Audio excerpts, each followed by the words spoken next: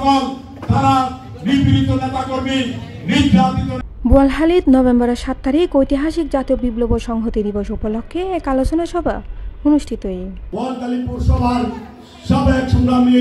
November 8 তারিখ শনিবার আজন্যে উপজেলা ও পৌরসভা বিএনপির উদ্যোগে উপজেলা বিএনপির সাবেক সহ-সভাপতি এম এ কামাল উদ্দিনের সভাপতিত্বে ও পৌরসভা বিএনপির সাবেক সদস্য সচিব ইউসুফ চৌধুরীর সঞ্চালনায় প্রধান অতিথি আছেন দক্ষিণ জেলা বিএনপির সাবেক সদস্য সচিব আলহাজ মুস্তাক আহমদ খান।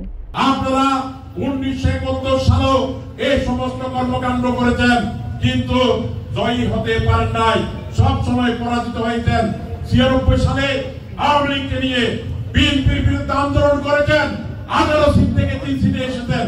96 সালে আজকে কোনো সময় জয় করতে পারেন নাই। বিশেষ অতিথি আছেন সৈয়দ মুজাম্মেল হক, রফিক ইসলাম, নুরুল কবির, মফিজুর রহমান, শামসুল আলম, কাজী কামাল, জাহাঙ্গীর আলম খোকন সহ দলীয় নেতাকর্মীল। উপস্থিত যুগ্ম আহ্বায়ক সাহেব এম কামাল উদ্দিন সাহেব, সকল ছাত্র নেতা জনতা জনাব মোহাম্মদ ইউসুফ চৌধুরী জানাচ্ছি।